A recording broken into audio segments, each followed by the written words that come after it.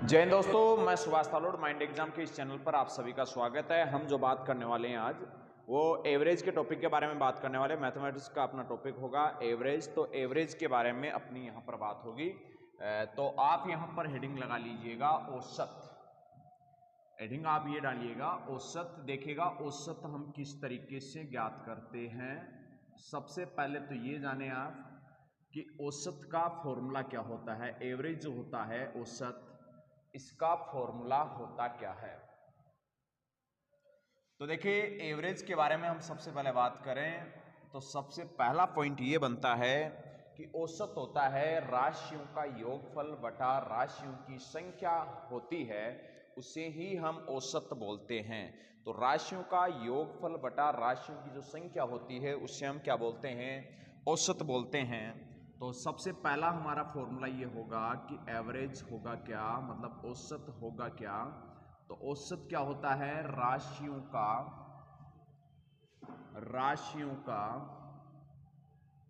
योग बटा राशियों की संख्या। तो देखिए राशियों का योग बटा राशियों की संख्या होती है, उसे ही हम क्या बोलते हैं, औसत बोलते हैं। अब आपको और क्लियर बात बता दूं, आप इस बोर्ड पे यदि पढ़ेंगे तो आप बेसिक से चीज़ों को पढ़ भी सकते हैं, साथ साथ में आप नोट्स भी बना सकते हैं। लेकिन अगर कुछ बच्चों का कमेंट आता है कि स्मार्ट बोर्ड लगा लीजिएगा, स्मार्ट बोर्ड के नुकसान भी ये हैं कि कोई बच्चा अगर बेसिक से पढ़ना चाहता है तो वो स्मार्ट बोर्ड पे नहीं पढ़ पाएगा, ढंग से नोट्स नहीं बना पाएगा, क्योंकि डायरेक्ट वहाँ पर आपके सामने होंगे क्वेश्चन। तो क्वेश्चनों का सॉल्यूशन आपको करवाया जाएगा। तो क्वेश्चनों का अगर डायरेक्ट आपसे सॉल्यूशन करवाया जाए तो आप डायरेक्ट नोट्स किस तरीके से बना पाएंगे। अगर यहाँ पर डायरेक्ट ही क्वेश्चन आ जाता है तो आप नोट्स कैसे बनाएंगे। और जब क्वेश्चन अगर लिखेंगे तब तक तो टाइम हो जाएगा। अगर उस क्लास को आप लिखना भी चाहेंगे तो पूरा उतना अच्छी तरीके से नहीं समझ पाएंगे जितना इस बोर्ड पे आपको हम समझाते हैं। इसमें आप प्रॉपर तरीके से आप नोट्स बना सकते हैं। जिस तरीके से ऑफलाइन बैच में आप पढ़ते हैं सेम उसी तरीके से आप फीलिंग ले सकते हैं बैच की, और उसी तरीके से आप नोट्स भी बना सकते हैं, क्योंकि आराम से हर चीज़ आपको बोर्ड पे लिख के बताई जाएगी। ऐसे डायरेक्ट आपको रेडीमेड सामान नहीं मिलेगा कि आपको डायरेक्ट हम दिखाएंगे और अब वो आप देखेंगे। तो वो तो आप बुक्स में भी देख सकते हैं। बिल्कुल एक एक चीज़ यहाँ पे बोर्ड पे लिखा के फिर आपको बताया जाएगा कि इसका मतलब क्या होता है। तो आप बिल्कुल इसके नोट्स बना सकते हैं। और मैथ्स देखो डायरेक्ट आप स्लाइड पे पढ़ते हैं तो उससे आप इतना बेसिक से नहीं समझ पाएंगे।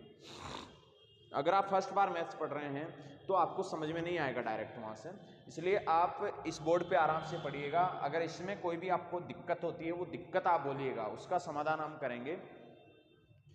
तो यहाँ देखिए औसत बराबर होता है राशियों का योग बटा राशियों की संख्या को ही हम क्या बोलते हैं, औसत बोलते हैं। तो कुछ बच्चों की बात ये होगी कि भाई हमें अगर राशियों का योग निकालना हो तो हम क्या करेंगे। तो बच्चों देखो मैं आपको बता देता हूं, अगर आपको राशियों का योग निकालना है तो योग निकालने के लिए आप क्या करेंगे। देखिए राशियों का अगर योग निकालना है तो इस राशियों की संख्या को इधर औसत से मल्टीपल कर दीजिएगा। तो जो भी संख्याओं का औसत आता है उस औसत को आप मल्टीपल कर दीजिएगा। औसत को किससे मल्टीपल करेंगे भाई, संख्या से मल्टीपल करेंगे। औसत को जैसे ही आप संख्या से मल्टीपल करेंगे, संख्या से मल्टीपल करते ही आपको जवाब मिल जाएगा। तो यहाँ पर औसत बराबर होता है राशियों का योग बटा राशियों की संख्या। ये पॉइंट आप ध्यान में रखें। अगर आपको योग निकालना है तो हमेशा ये थोड़ा भी ध्यान रखना, 3 फॉर्मूले मैं लिख रहा हूँ, फिर इसके एग्जाम्पल मैं आपको बताऊंगा। अगर आपको योग दे रखा है, योग निकालना हो तो औसत और संख्या आपको दी हुई होगी। औसत को संख्या से यदि आप मल्टीपल करेंगे तो आपको योग मिल जाएगा। लेकिन अगर ये संख्या निकालनी है तो संख्या को यहाँ पहुँचा दें और औसत को यहाँ पहुँचा दें। तो यदि आपको संख्या निकालनी है, संख्या अगर आपको ज्ञात करना है तो उसके लिए हम क्या करेंगे, राशियों के योग के अंदर आप भाग किसका लगाएंगे, राशियों के योग के अंदर आप एवरेज का भाग लगा देंगे। तो एवरेज का जैसे ही हम भाग लगाएंगे तो हमें संख्या मिल जाएगी। अब इनसे रिलेटेड मैं बेसिक एकदम से एग्जांपल देख रहा हूं, उन एग्जांपल को आप देखिएगा और समझिएगा। इन तीनों से मैं एकदम से नॉर्मल जो बेसिक क्वेश्चन बनते हैं उनके बारे में मैं डिस्कस करने वाला हूं यहाँ पे। जैसे फर्स्ट क्वेश्चन है हमारा कि मान लीजिए ये बोला जाता है कि 40, 45, 50, 60 का औसत निकालो। अगर इनका हमें औसत निकालना है, अगर इन राशियों का हमें औसत निकालना है तो हम देखो औसत किस तरीके से निकालेंगे। तो भाई इनका औसत निकालने के लिए आपको करना क्या है, सिंपल सी बात है, इन राशियों का योग करेंगे आप। जैसे इस 40 का प्लस 45 प्लस 50 प्लस 60, इन राशियों का योग करेंगे। राशियों का योग बटा राशियों की हम करेंगे संख्या। तो संख्या ये कितनी है भाई, 1 2 3 और 4, ये 4 संख्याएं हैं, इसलिए इन संख्या का भाग लगा दिया। तो इनके योग के अंदर हम भाग किसका लगाएंगे, 4 का। जैसे हम 4 का भाग लगाएंगे तो आंसर आपको मिल जाएगा। तो पहले इनका हम सबका टोटल करेंगे। तो भाई जैसे इनका टोटल किया जाए तो टोटल कितना हो जाएगा, 5। उसके बाद में देखिएगा इनका मैं टोटल कर रहा हूं, इनका 5, 6 और 5 11, 11 और 4 कितना हो जाएगा, 15, 15 4 हो जाएगा 19। तो ये 195 इनका टोटल हो जाएगा। इसमें आप भाग लगाएंगे किसका, 4 का। अब दोस्तों इसमें 195 में अगर आप 4 का भाग लगाते हैं तो देखिए 4 का भाग जाएगा, 4 का भाग जाएगा 4 बार 16, शेष बचेगा 3 35, अब भाग जाएगा 8, बचेगा 3, 3 बटा 4 इसको हम लिख सकते हैं 48 सही 3 बटा 4 इनका क्या हो जाएगा, एवरेज हो जाएगा। तो ये इनका एवरेज अगर पॉइंट में अगर निकालना चाहते हो तो ये पॉइंट में अगर निकालें तो यहाँ पॉइंट लगा लीजिए, 3 बचा हुआ है 30 बन जाएगा। 30 में 4 का भाग लगाएंगे 7 बार जाएगा, फिर 2 बचेगा, 2 में 5 बार जाएगा। तो यहाँ पर अगर आप देखें तो 48.75 इसका करेक्ट आंसर होने वाला है। तो देखिए इन संख्याओं का हमने औसत निकाला तो औसत कितना आया, 48.75 आया है। अगर आपको यही क्वेश्चन इस तरीके से अगर बोल दिया जाता है कि क्वेश्चन ये बोला जाए कि 4 संख्याओं का औसत, 4 संख्याओं का औसत, 4 संख्याओं का औसत 48.75 हो तो 75 हो तो संख्याओं का योग ज्ञात करो। हो तो संख्याओं का योग, संख्याओं का योग आपको ज्ञात करना है। तो भाई इन संख्याओं का अगर आप योग निकालना चाहते हैं किस तरीके से प्राप्त होगा, तो 4 संख्याओं का औसत 48.75 हो तो संख्याओं का योग निकालना है। तो भाई योग निकालने के लिए सिंपल सी बात यह है कि योग निकालने के लिए औसत को उनकी संख्या से मल्टीपल कर दीजिएगा। औसत को उनकी संख्या से मल्टीपल कर दें तो देखो औसत आपको कितना दिया हुआ है, 48.75 दिया हुआ है। तो आप इस 48.75 को मल्टीपल करेंगे किससे, 48.75 को मल्टीपल करो, 4 संख्याओं का औसत है ना, इसलिए मल्टीपल करो इसको 4 से। और जैसे इसको 4 से आप मल्टीपल करोगे तो इनका टोटल जो आना है वो टोटल आ जाएगा 195 हो जाएगा। बात को समझ पा रहे हैं। 4 संख्याओं का योग 48.75 हो तो संख्याओं का योग ज्ञात करो। तो योग निकालना है तो औसत को उनकी संख्या से मल्टीपल कर दें। औसत इनका कितना है, 48.75, इसको मल्टीपल करें आप 4 से तो 195 इनका क्या हो जाएगा, टोटल हो जाएगा। लेकिन अगर बात आपसे ये पूछी जाती है, यहां पर मान लीजिए आपसे क्वेश्चन ये पूछा जाए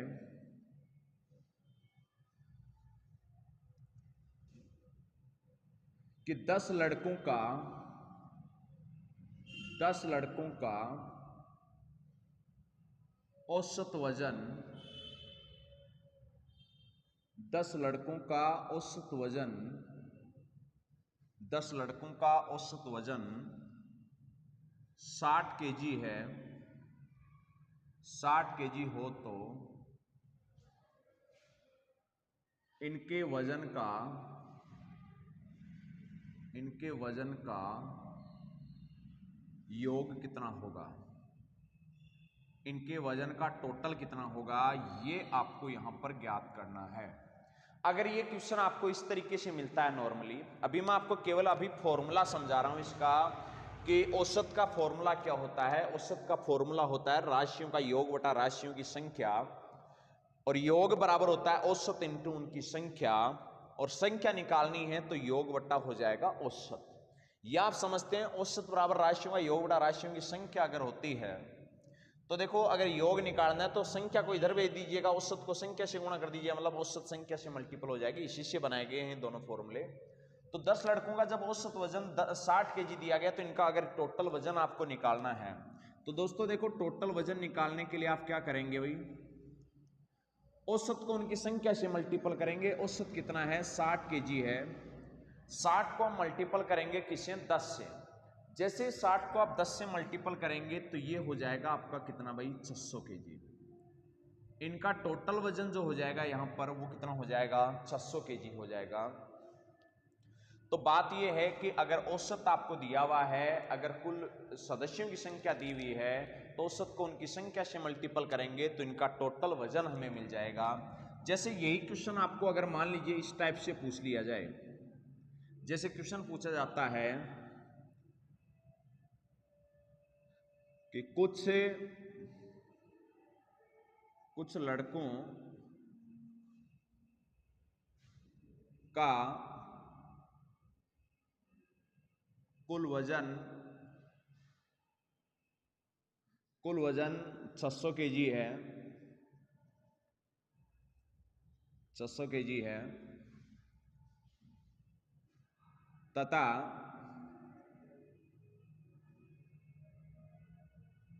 तथा इन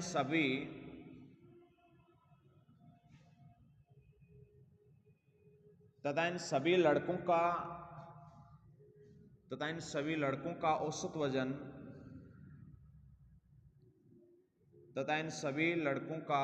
वजन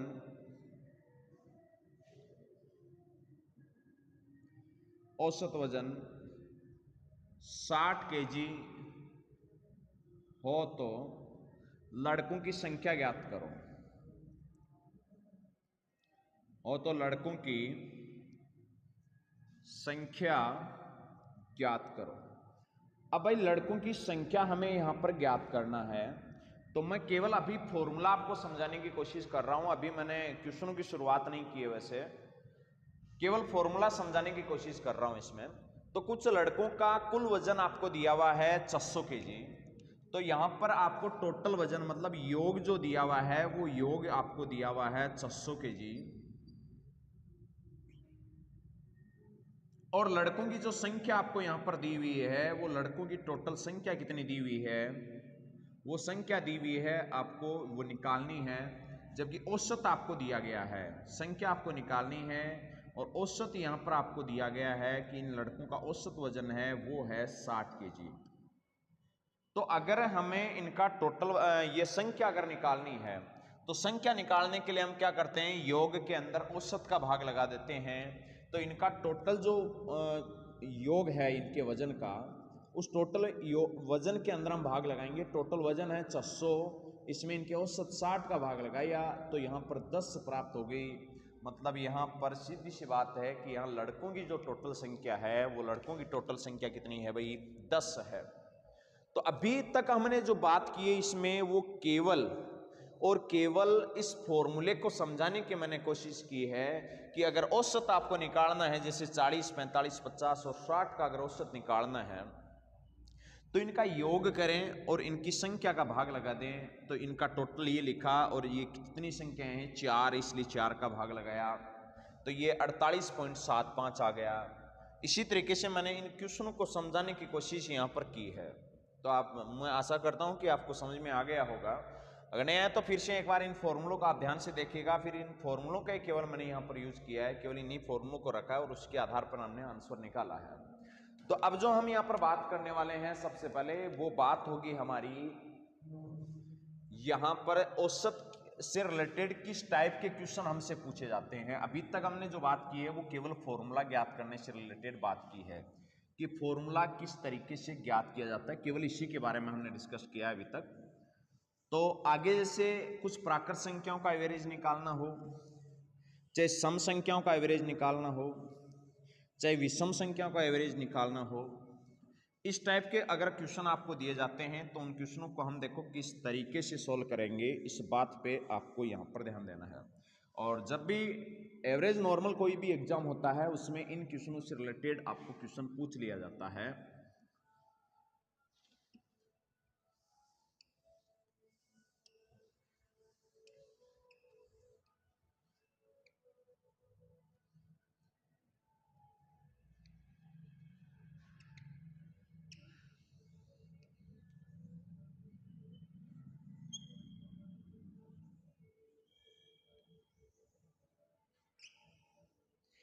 अब देखिएगा, इसमें अगर आपको एवरेज पूछा जाता है, जैसे क्वेश्चन आपको इस टाइप का दिया जाए कि मान लीजिए आपको जो एवरेज निकालना है वो एवरेज निकालना है, प्राकृत संख्याओं का एवरेज निकालना है।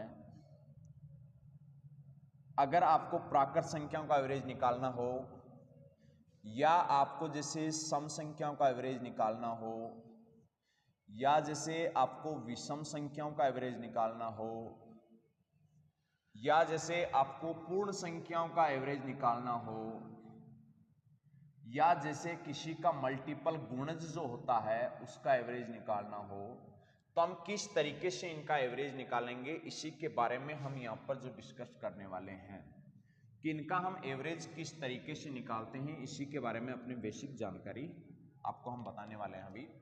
कि जैसे प्राकृत संख्याओं का एवरेज निकालते हैं तो किस तरीके से निकालते हैं, विषम का एवरेज, पूर्ण का एवरेज, गुणज का एवरेज। तो कुछ बच्चे ये भी नहीं जानते होंगे कि इनमें समानता क्या है। मैं आपको अभी समानता बताऊंगा कि इनमें समानता क्या होती है। समानता दोस्तों इनमें ये होती है कि आपकी जो प्राकृत संख्याएं होती है, पहले तो मैं ये बता देता हूं कि प्राकृत संख्याएं होती क्या है। तो दोस्तों ये प्राकृत संख्याएं जो होती है एक से शुरू होती है, अनंत तक चलती है पॉजिटिव में, वो आपकी क्या होती है, नेचुरल नंबर होती है प्राकृत संख्याएं। तो ये एक, जैसे उसके बाद में जैसे 2 है, उसके बाद में जैसे 3 है, ये 4 है, 5 है, ये अनंत तक अगर चलेगी तो ये आपकी क्या होती है, ये आपकी प्राकृत संख्याएं होती है। इसी तरीके से सम संख्याएं क्या होती है, सम संख्याओं को आप जान लीजिएगा, सम संख्याएं होती है। अब इनमें समानता बताने वाला हूं मैं एक, कि इनका एवरेज हम बाद में किस तरीके से निकालेंगे। सम संख्याएं होती है जैसे 2 है, 4 है, 6 है, 8 है, ये आपकी जो संख्याएं होती है वो आपकी सम संख्याएं होती है। क्या होती है जी, सम संख्याएं होती है। जिनमें 2 का पूरा पूरा भाग जाता है वो सम संख्याएं कहलाती है। इसी तरीके से यहां पर की विषम संख्याएं क्या होती है, तो देखो मैं आपको विषम संख्याएं बता देता हूं।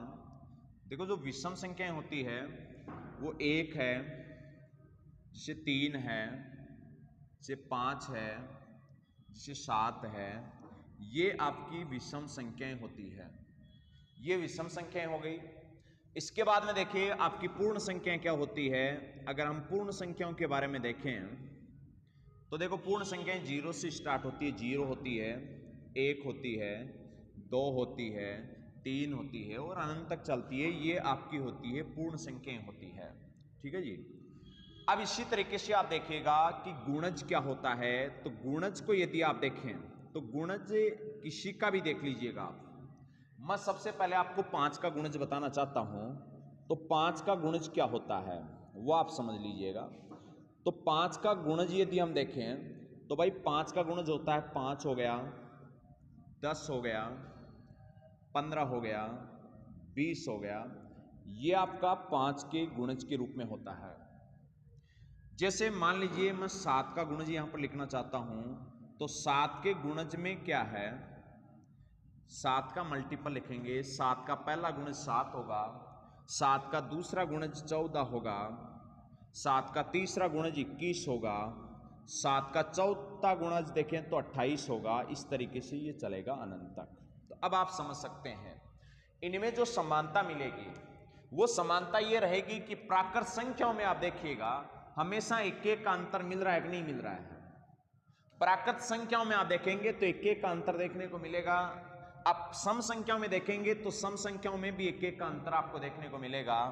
आप विषम संख्याओं में देखेंगे तो विषम संख्याओं में भी एक एक का अंतर देखने को मिलेगा। पूर्ण संख्याओं में देखेंगे तो इनमें भी आपको एक का अंतर देखने को मिलेगा। अब बात आ जाती है गुणज की, तो देखो इनमें सब में अंतर जो मिला वो समान मिला। इनमें दो का अंतर देखने को मिला, इनमें दो का अंतर देखने को मिला, हमेशा दो का अंतर है वो हमेशा समान चल रहा है। आप देख लो, चाहे इसमें हमेशा एक का अंतर चलेगा, लास्ट तक एक का चलेगा, सब जगह सार्वंतर समान है। इसमें भी सब जगह सार्वंतर समान है, दो का अंतर है। इसमें भी सार्वंतर समान है, इसमें दो का अंतर है। इसमें एक का अंतर है, मतलब इसमें सार्वंतर एक का है। इसमें अगर सार्वंतर देखें तो यहाँ 5 का अंतर चल रहा है, सब जगह सार्वंतर इक्वल है। इन सब में एक समानता होती है कि इनमें जो सार्वंतर है वो सार्वंतर सबके सब में इक्वल है। और अगर सार्वंतर इक्वल होता है तो उसके अंदर हम डायरेक्ट फॉर्मूला लगा सकते हैं क्वेश्चन को सोल्व करने के लिए। अब देखिए इनमें हम डायरेक्ट किस फॉर्मूले का यूज करने वाले हैं उस बात को समझिएगा। ये 7 का गुणज है तो इनमें सब में 7 का अंतर मिलेगा, तो इनमें सार्वंतर होता है वो हमेशा इक्वल होता है। और जब सार्वंतर इक्वल होता है तो वहां आप फॉर्मूला जो यूज कर सकते हैं वो देखेगा औसत निकालने का। तब हम औसत निकालने का यहां पर फॉर्मूला जो यूज करने वाले हैं वो फॉर्मूला आपका होगा a+b/2। a+b/2। तो कि यहां एक का मतलब क्या हुआ? यहां एक का मतलब हुआ कि a आपकी फर्तम संख्या है, a आपकी फर्तम संख्या है। जो भी आपकी फर्तम संख्या होगी a उसे हम लेंगे। उसी तरीके से b जो होती है वो लास्ट नंबर होता है, अंतिम संख्या होती है। ये b जो होता है वो आपका लास्ट नंबर होता है, ये हो गया b। तो a प्रथम संख्या है और b है वो एक अंतिम संख्या है। तो क्या इसका एग्जाम्पल दिखाएं? बिल्कुल आपको मैं इसका एक एग्जाम्पल दिखा रहा हूं। एग्जाम्पल इसमें किस टाइप के यूज होंगे उनको आप देखिएगा ध्यान से। एग्जाम्पल देखिएगा इसका। जैसे मान लीजिए इसका एग्जाम्पल है कि 20 तक, ध्यान से देखिएगा, 20 तक की प्राकृत संख्याओं का, 20 तक प्राकृत संख्याओं का औसत, 20 तक की प्राकृत संख्याओं का औसत आपको निकालना है। अगर 20 तक की प्राकृत संख्याओं का औसत आपको निकालना है तो देखो हम किस तरीके से निकालेंगे भाई। सिंपल सी बात है, प्राकृत संख्याएं शुरू कहां से होती है? 1 से। 1 से शुरू होगी, फिर 1 के बाद में क्या चलेगी? मैं प्राकृत संख्याएं लिख देता हूं 20 तक, लगभग ऐसे लिखते हैं हम। जैसे 1 आ गया, उसके बाद में 2 आ गया, 3 आ गया, ऐसे सार्वंतर सब में 1 का होगा। और ये 20 तक की संख्याओं का हम सार्वंतर अगर निकालना चाहते हैं तो देखो 20 तक की प्राकृत संख्याओं का औसत आप निकालना चाहते हो तो प्रथम प्राकृत संख्या आपकी 1 होगी और 20 तक, इसका मतलब लास्ट प्राकृत संख्या हमने 20 ली और दोनों को जोड़ के 2 का लगाएंगे भाग। जैसे दोनों को जोड़ के 2 का भाग लगाएंगे तो ये 1 + 20 कितना हो गया? 21। और 21 में अगर आपने 2 का भाग लगाया तो 21 में 2 का भाग लगाने पर आपका आंसर क्या बनेगा? तो भाई 21 में 2 का भाग लगाने पर ये 10.5 इसका करेक्ट आंसर होने वाला है। तो इसका 10.5 जो है वो इसका करेक्ट आंसर होने वाला है। तो ये 10.5 इसका होगा करेक्ट आंसर। इसी तरीके से आप देखिएगा, इसी तरीके से अगर देखा जाए तो जैसे अगला एग्जांपल है तो इसका मैं डायरेक्ट आंसर लिख देता हूं 10.5। ठीक है भाई। तो इस टाइप का क्वेश्चन आए तो पहली प्राकृत संख्या 1 और लास्ट प्राकृत संख्या 20 बटा करेंगे 2 तो ये हो जाएगा 10.5 इनका एवरेज हो जाएगा। मैं इसी तरीके से अगर आपके सामने एक क्वेश्चन और रखता हूं, जैसे मान लीजिए मैंने क्वेश्चन ये रखा, अब पूरा नहीं लिखूंगा क्वेश्चन में, जिसका एवरेज चाहिए वही चीज लिखने वाला हूं। यहां पर मैं आपको बोला जाता है कि 20 तक की प्राकृत या पूर्ण ले लेते हैं, अब 20 तक की पूर्ण संख्याओं का औसत आपको निकालना है। तो भाई 20 तक की अगर पूर्ण संख्याओं का एवरेज आपको निकालना है तो इसके लिए हम क्या करने वाले हैं? तो सिंपल सी बात है, पहली पूर्ण संख्या आपकी 0 होगी और 20 तक चाहिए इसलिए 20 होगा और बट्टे में कितना होगा 2 होगा। और 20 में अगर 2 का भाग लगाया तो आंसर आपका जो बनने वाला है वो यहां पर आपका कितना बनेगा 10 इसका करेक्ट आंसर होगा। बात समझ रहे होंगे। 20 तक की पूर्ण संख्याओं का औसत निकालना है तो पहली पूर्ण संख्या 0 होती है और 20 तक निकालना है तो इसलिए 20 को आप जोड़िएगा, लास्ट संख्या आपकी 20 हो जाएगी, दोनों को जोड़ के 2 का भाग लगाएंगे, इनका औसत आ जाएगा 10। अभी आप कंप्लीट क्वेश्चन को समझना है, एक बार फिर नोट कर लेना, पहले कंप्लीट बातें आप इसकी समझना। जैसे अगला क्वेश्चन आपको यह दिया जाता है कि फर्तम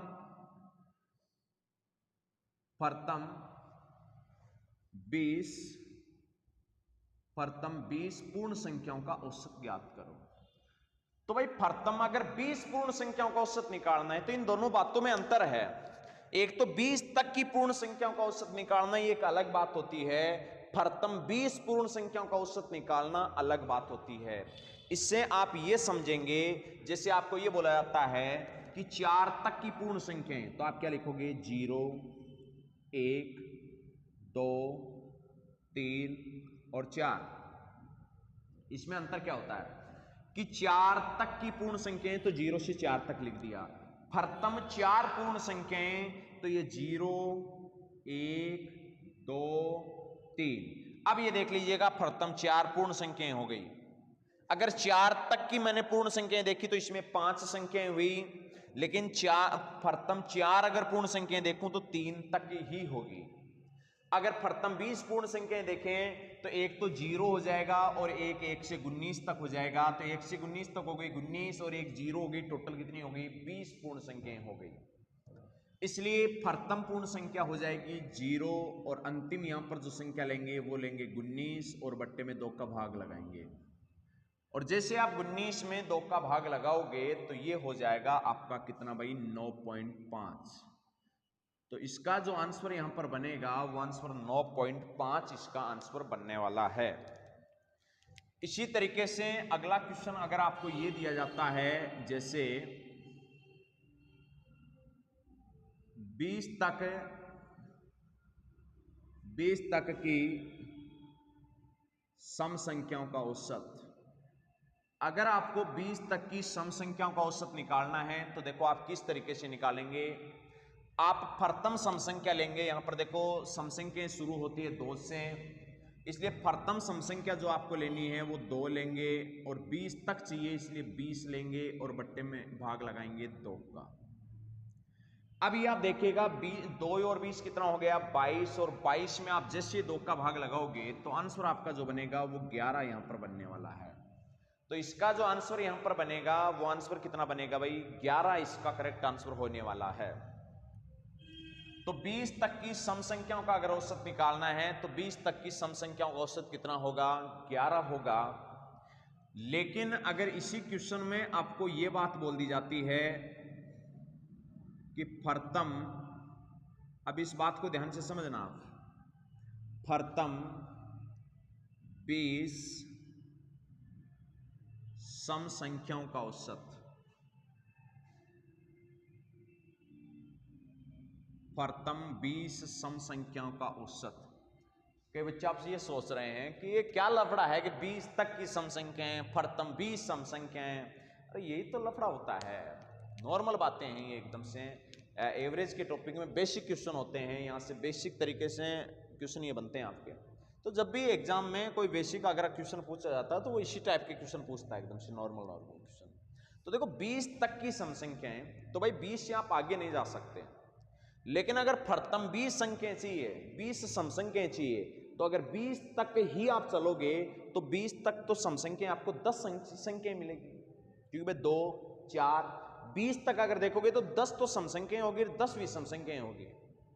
इसलिए अगर 20 सम संख्याएं चाहिए तो 20 सम संख्याएं चाहिए, उसके लिए हमें फर्तम संख्या तो यहां पर 2 लेना पड़ेगा, लेकिन अगर 20 सम संख्याएं तो आपको लेना पड़ेगा 40 और बट्टा लेना पड़ेगा 2।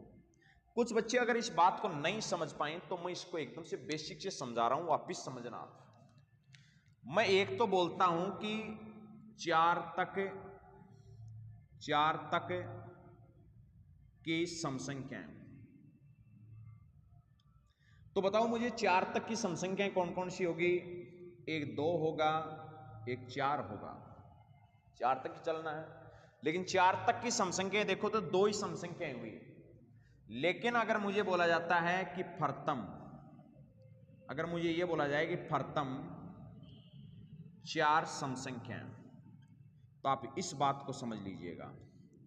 फर्तम 4 सम संख्याएं अगर बोला जाए, मतलब पहली सम संख्या 2 होगी, फिर दूसरी 4 होगी, तीसरी 6 होगी और चौथी 8 होगी। तो फर्तम 4 सम संख्याएं अगर देखना हो तो फर्तम 4 सम संख्याएं आपकी ये वाली होगी। और 4 तक की अगर सम संख्या देखनी हो तो 4 तक की सम संख्या आपकी 2 और कितनी होगी? 4 होगी। और फर्तम 4 सम संख्या देखनी हो तो 2 4 6 8 4 सम संख्या होगी। देखो फर्तम 4 में कहां तक चले हम? 8 तक चले।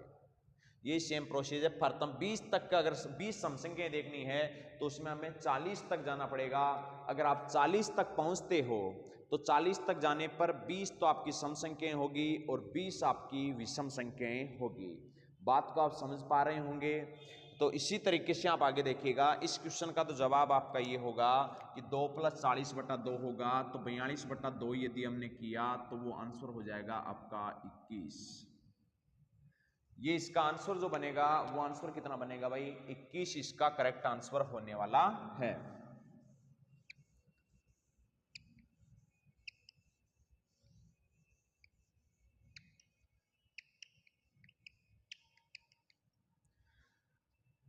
आगे इसमें देखिएगा, अगला एग्जांपल अगर इसमें हम देखना चाहें तो सिंपल सी बात यह है कि जैसे आपको बोला जाता है कि 20 तक, अब इस सब में भी समझना आप, 20 तक की विषम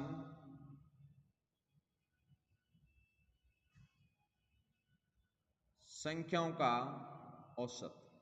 20 तक की अगर विषम संख्याओं का औसत हमें निकालना है तो 20 तक की विषम संख्याओं का हम औसत देखो किस तरीके से निकालेंगे।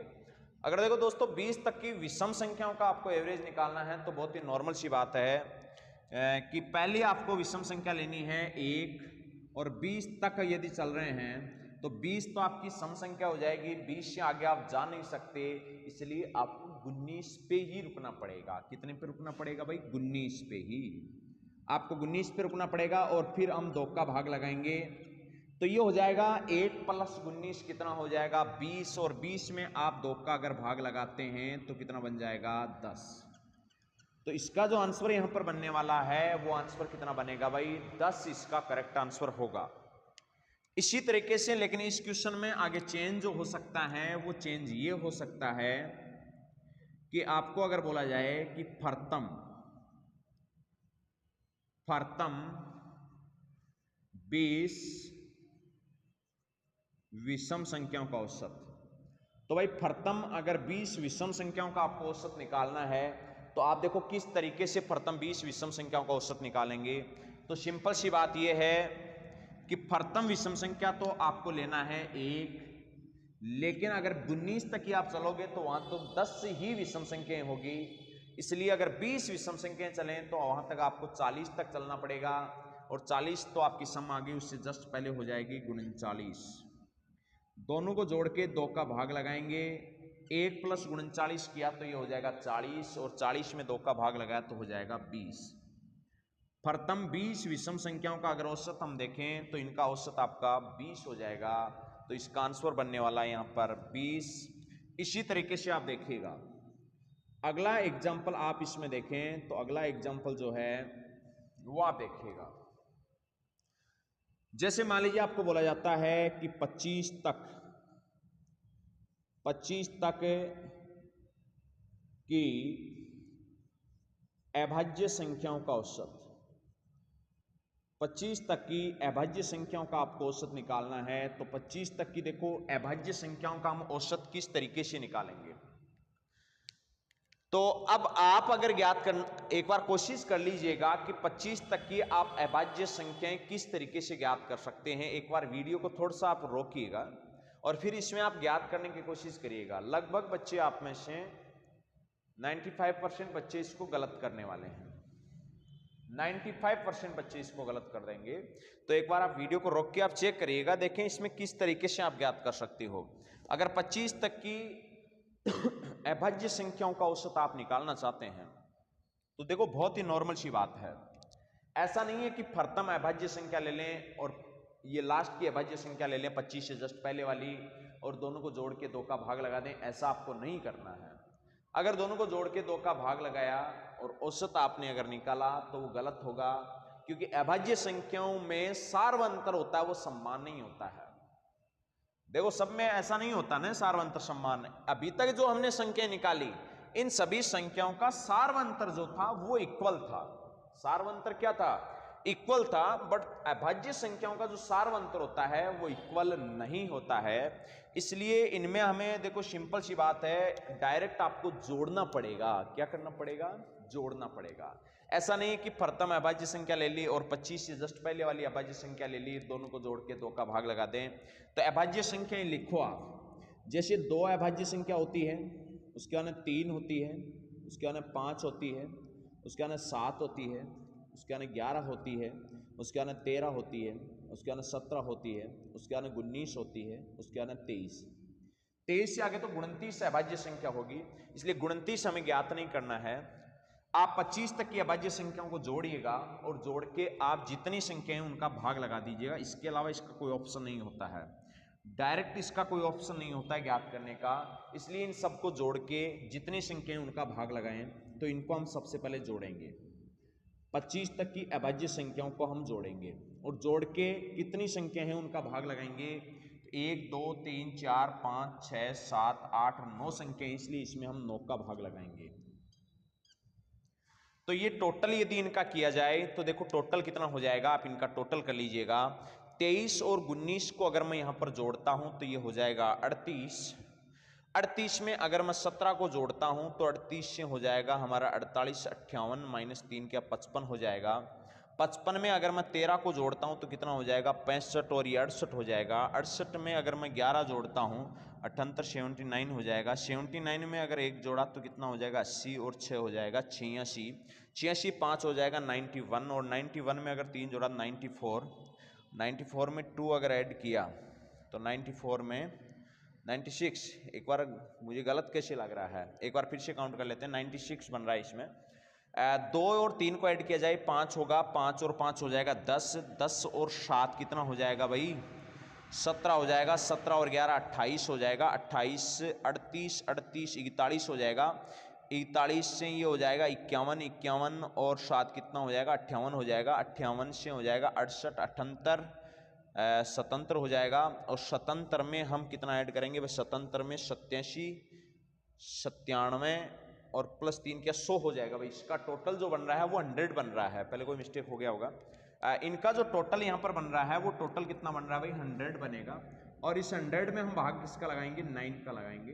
तो ये हो जाएगा 9 एकम 9 बच गया कितना 1, 9 एकम 9 बच गया कितना 1, 1/9। तो 11 सही 1/9 इसका करेक्ट आंसर होने वाला है। तो भाई इसका जो राइट आंसर आपका होगा वो होगा 11 सही 1/9 इसका राइट आंसर होने वाला है। तो बात को आप समझे होंगे कि 25 तक की अभाज्य संख्याओं का अगर औसत निकालना है तो हम इनका औसत इस तरीके से ज्ञात कर सकते हैं। अभी इन क्वेश्चनों में मैं फिर से कुछ चेंज करने वाला हूं और चेंज करके फिर आपसे कुछ क्वेश्चन पूछने वाला हूं। उन क्वेश्चनों का आप जवाब दीजिएगा। क्वेश्चनों में केवल नॉर्मल में चेंज करूंगा और नॉर्मल चेंज करके फिर आपसे क्वेश्चन यहां पर पूछने वाला हूं। इन्हीं क्वेश्चनों में सेम का सेम, इन्हीं क्वेश्चनों में मैं थोड़ा चेंज करूंगा और चेंज करके आपसे क्वेश्चन यहां पर पूछने वाला हूं और फिर आप क्वेश्चनों का जवाब दीजिएगा कि इन क्वेश्चनों का जवाब क्या होगा। केवल नॉर्मल हम चेंज करेंगे यहां पर।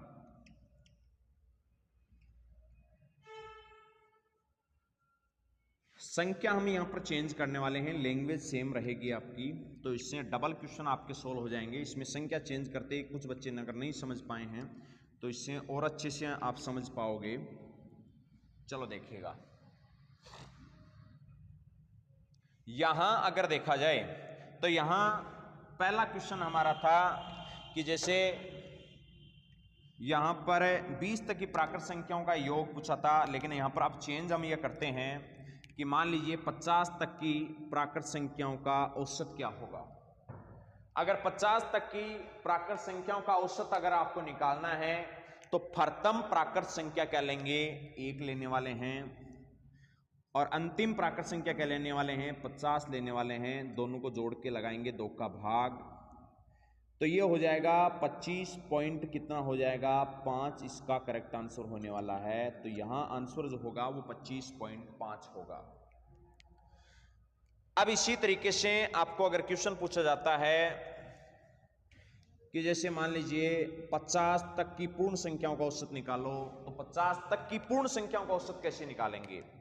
प्रथम पूर्ण संख्या क्या होती है, 0, और लास्ट हमने क्या ली 50, और बट्टा कितना करेंगे 2, तो 50 बटा 2 करेंगे तो 50 तक की पूर्ण संख्याओं का औसत हो जाएगा 25।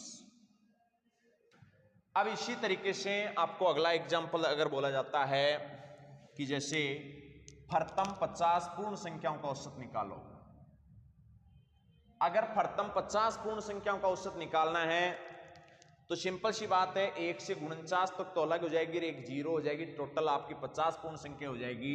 तो प्रथम पूर्ण संख्या हम 0 लेंगे और अंतिम हम कितना लेंगे 50 लेंगे, और इसमें भाग लगाएंगे 2 का।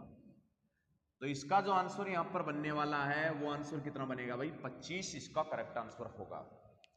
सेम इसी तरीके से आपको बोला जाता है कि 50 तक की सम संख्याओं का औसत निकालो।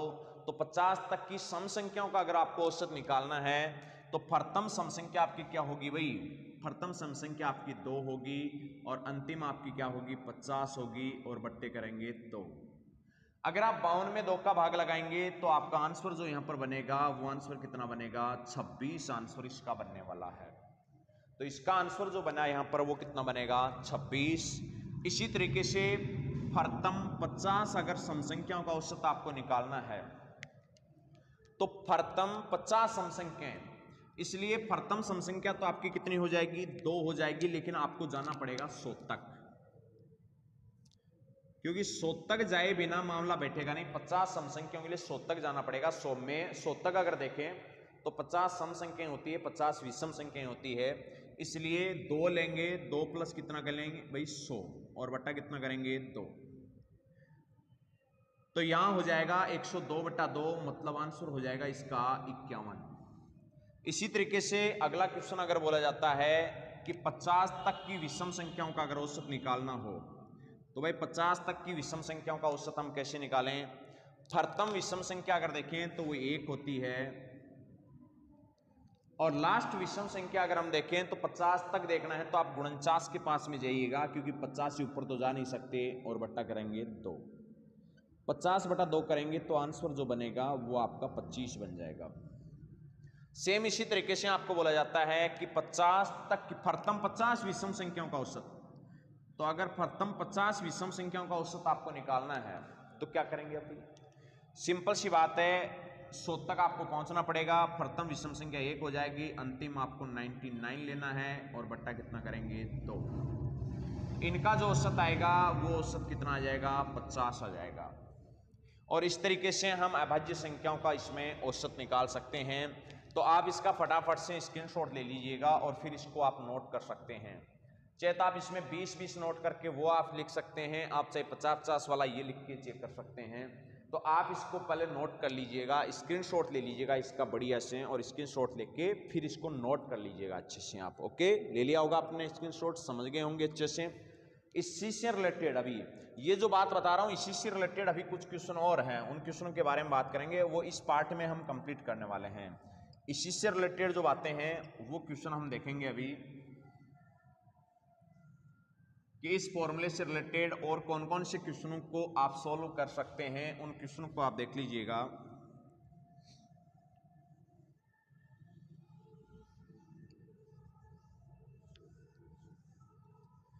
देखो आपको अगर क्वेश्चन मिलता है कि भाई क्वेश्चन हमारा ये है अब कि 2 अंकों वाली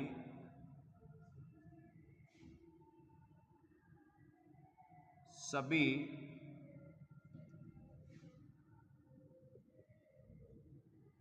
संख्याओं का औसत।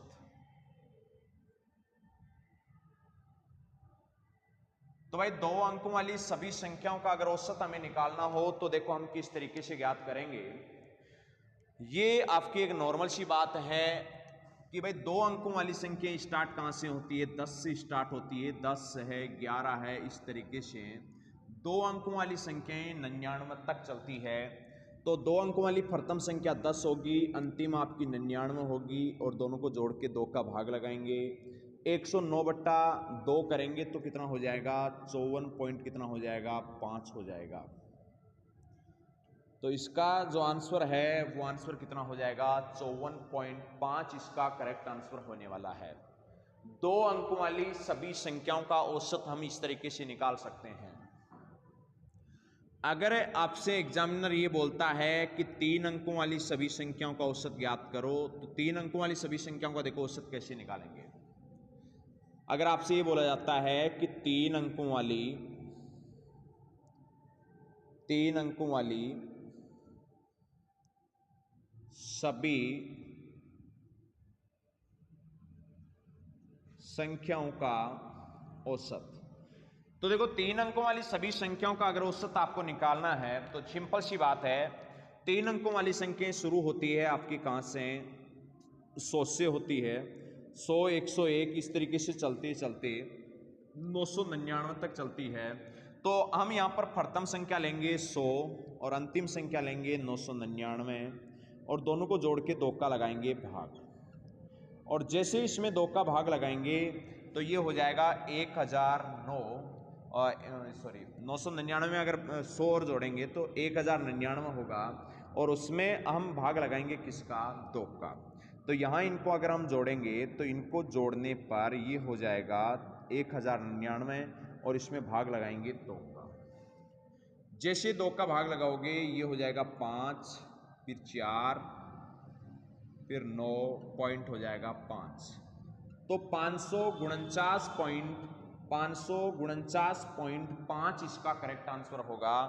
तो इसका आंसर जो होगा वो होगा 549.5 इसका करेक्ट आंसर होने वाला है। सेम इसी तरीके से आप आगे देखें अगर तो अगला एग्जांपल देखिएगा। जैसे अगला एग्जांपल है, मान लीजिए आपको बोला जाता है कि 2 अंकों वाली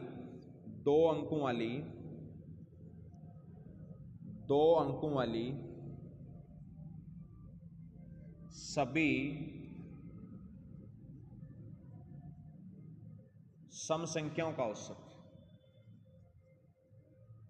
2 अंकों वाली सभी सम संख्याओं का औसत आप निकालिएगा। तो भाई 2 अंकों वाली सभी सम संख्याओं का अगर औसत हम निकालना चाहते हैं तो बहुत ही नॉर्मल सी बात है। 2 अंकों वाली सम संख्याएं स्टार्ट, देखो 2 अंकों वाली संख्या स्टार्ट होती है 10 से, तो 10 आपकी एक सम संख्या है इसलिए उसको भी रखेंगे, और लास्ट होती है 99 2 अंकों की, लेकिन वो एक विषम संख्या है तो आप 98 तक ही चलेंगे, और दोनों को जोड़ के इसमें भाग लगाएंगे 2 का। तो ये हो जाएगा 98 प्लस 10 किया तो ये हो जाएगा 108, और 108 में हम भाग लगाएंगे किसका, 2 का। जैसे हम 2 का भाग लगाएंगे तो इसका आंसर जो बनना है वो आंसर कितना बनेगा, 54 इसका करेक्ट आंसर होने वाला है। तो इसका जो आंसर होगा वो कितना होगा, 54 होगा।